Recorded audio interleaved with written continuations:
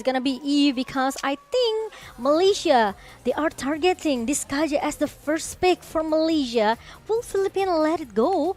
Or maybe it's gonna be a band, Kaja band coming from Philippines. Oof, the Yves pick is just absolutely annoying. So, if the Philippines get a hold of that, we've seen that they like that long-range playstyle, having a Beatrix, having a Yves, and using it to actually poke around, and then that way they can just maintain their position in the center of the objectives, right, near the Lord, near the turrets, and they're gonna force Malaysia to jump into them. And of course, with the right tools, it's gonna be very difficult for the Malaysians to get a successful dive in. Or maybe they can. Oh, there you go. I would like to say if they don't want to ban out this Kaja, they can ban out this Matilda for Yams. We've seen how strong Matilda in the long team fight, right? With the circling eagle and also the guiding wind, they can go in and go out wherever they want. But Kaja is still the prior for Philippines, so it's gonna left a Leomort and even Martis, You're right. Akai. So we got or maybe Beatrix. Beatrix, as a first pick though, it's a bit dangerous. The Yu Song, by the way, it's also a hero that is very situational, but in the right hands, against the right kind of composition, we have seen that it is absolutely devastating. The Cambodians were almost able to flip the game, the previous game we were seeing against the Indonesians, off the back of a very, very well played Yu Song play. But Malaysia will take that Matilda. That mobility Momo-chan that you were talking about is just absolutely useful for this aggressive playstyle that the Malaysian sensations absolutely enjoy. Agree with that, but we forgot about one hero that actually are available as well. Arashi, it's Fanny. Oh, you're right. Right. I completely forgot about the Fanny. I never seen both of the jungler from both of the teams play Fanny. So it's quite interesting because it's not become a prior hero for both of the teams. It's gonna be Benedetta pick and also Farsia for Philippines. It's quite interesting because Philippines, they are more into how they secure their high ground defensive here with Pasha, with the with the maybe one Federal Eye Strike, and also the stun cut that comes from the energy impact, and also the Curse of Crow. Not to mention, having the Wings by Wings allows. Agree. We know that Imam on that mid lane, he is so aggressive. He is known as the KDA King, I believe. I might be butchering this nickname, but he is very solid at actually chasing that kind of aggression, going to the other lanes. But for Malaysia, that is going with the Yu Song and the Beatrix. But hang on, Philippines with a very quick hover over this Dairoth. Okay, Dairoth. Actually, it's very, very interesting because if we talk about Philippines and also maybe Malaysia, we talk about the, surprise pick that can comes from both of the teams here. But the problem is, picking Dairoth before the second banning phase, is it worth it? Even though we not prior this Dairoth as a jungler for the team here, but the problem, they can pick Dairoth for the last pick later as a surprise pick. But I think Philippines has another strategy. Or another, I think they have another strategy, but it's gonna be a Leslie pick. They have to secure the gold lane first before the second banning phase started. Because otherwise, Malaysia will be very happy to ban out away most of the marksmen available for Soriano. He is one of the main pillars of the Philippines, and now you really start to see these compositions like take some kind of form. For the Philippines, long range is definitely an option, but having that Benedetta, I feel is quite interesting. It can still be used in the jungle, or it can be used in the EXP lane. The mobility will definitely be very useful, but for Malaysia, it seems like aggression all the way is what it's gonna be. So with that in mind, the Philippines ban away that Gusion, and for the Malaysians, they want to make sure that the Fredrin will not be a problem, will not be a nuisance that will taunt and stop that dive coming in towards that back line. The very vulnerable Farsa as well as the Leslie. Okay, it's interesting because we've seen Dapada. The other hero, is it gonna be Benedetta jungler or is it gonna be Benedetta XP lane? Because when you've seen Farsia in the hand of your opponent side, right?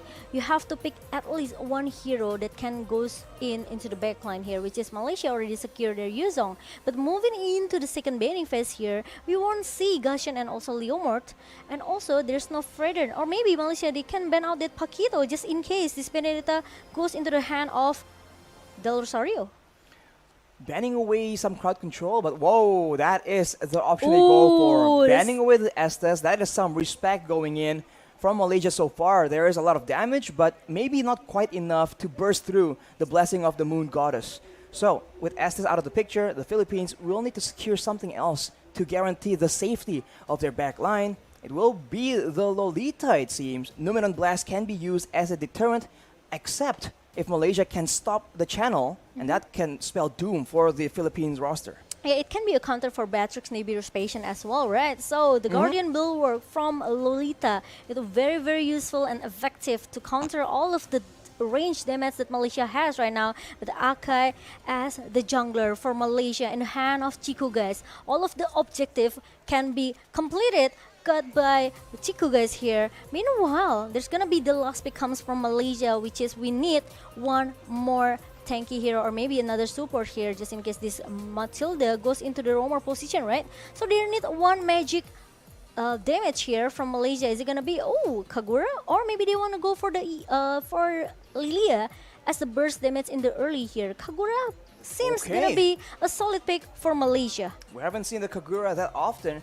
And that Akai pick, by the way, is quite smart. If the Benedetta is going to the EXP lane, then having a Akai in the jungle will allow the Philippines to disengage from the majority of the fights. But now Malaysia has control for the neutral objectives, and they can go aggressive with a heavy spin as well.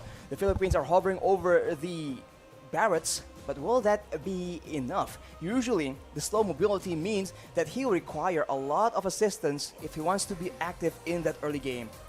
Yeah, I think for the crowd control, Philippines has it enough though. They have enough for the crowd control here. They have the petrified coming from Benedetta. They have the stun coming from the stun coming from this Farsia, and also the stopper that come from the Numenon Blast of Lolita, right? So Barrats could be the option, and there you go.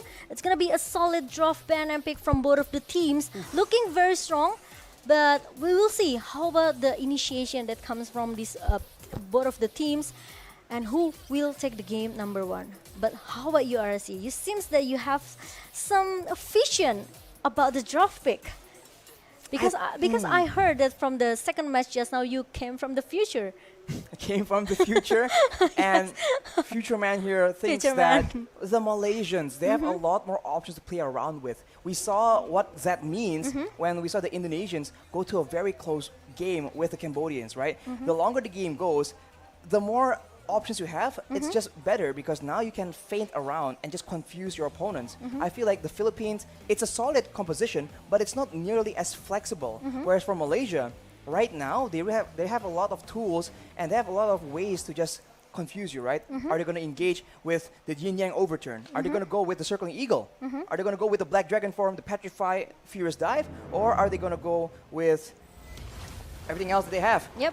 Heavy spin as well. But now we go straight into the Line of Dawn for the match between the Philippines and the Malaysians. Let's get straight into it, Momo-chan, as the junglers are just clearing as fast as possible, setting the tone for what is possibly a very intense early game. Okay, but Yam's trying to invade the jungle. Both of the teams, actually, both of the jungler, they succeed to get their own buff without any aggressive invasion coming from both of the roamer here. Meanwhile, Imam knows that actually Yam's waiting there, and there's no engagement coming from Philippines towards that, the little wanderer here. Meanwhile, Chiku guys prepare for that.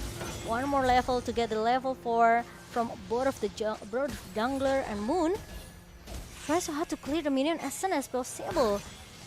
Especially against a Farsa, it's very difficult as well. Yep. When we're talking about rotations, it all comes down to wave pressure as well. And so far, it does seem like it is even. Both players are actually going aggressively in the bot side though here. It does look like Dappadap gets very, very low. Not quite enough though, but Formaze now has pressure. He can rotate, he can push, and definitely the members from the Philippines will be looking out for him.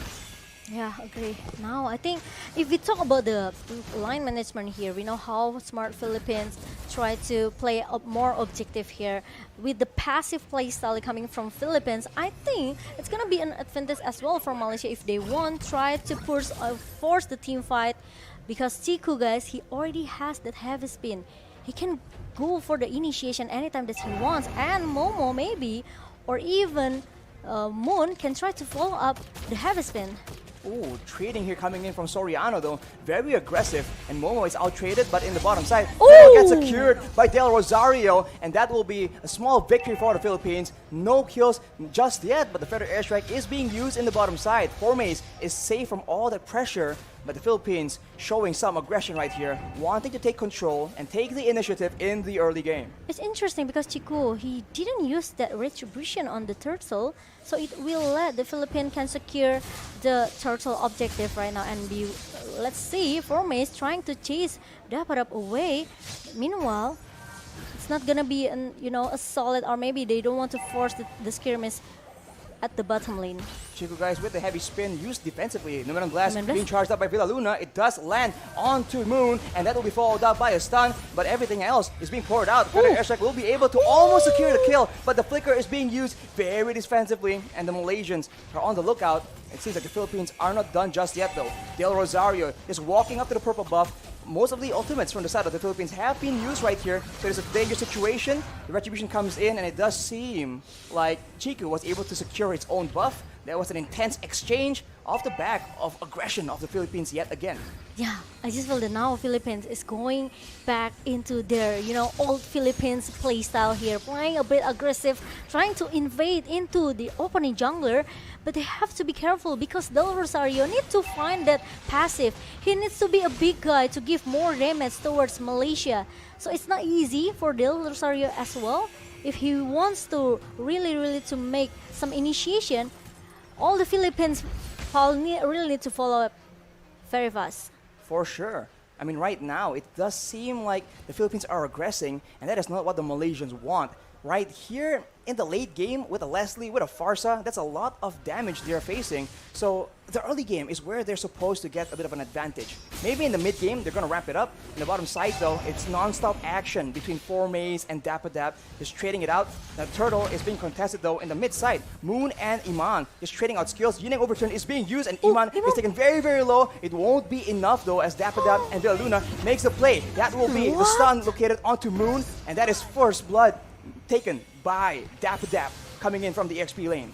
It's totally a benefit for Philippines because they get the turtle, they also got Moon in the mid lane, which is a bit questionable here for Malaysia because Chiku are not able to get the turtle objective here. Meanwhile, Del Rosario and also Villa Luna keep disturbing Malaysia, trying to invade the jungle as fast as possible because we know actually Chiku, he has to play a little bit brave. I think he has to, do an aggressive movement here since he has that heavy spin, and I just feel that Yams sometimes he's ready for the big team fight here. But the problem is we didn't see it coming from Malaysia. Formace outside the map, trying to buy some time. He gets taken out by Del Rosario though, and that will be a turret taken by Dapadap as well. The Malaysians, they're not getting enough steam in the early game.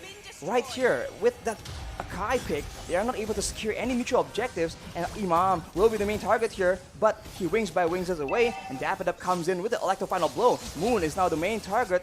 No Dapadap, but again, no real action just yet. Both teams very disciplined, but Dapadap, very bravely makes a play. Yin Yang Overturn does not land, and non-stop action as Jumps gets stunned, and Soriano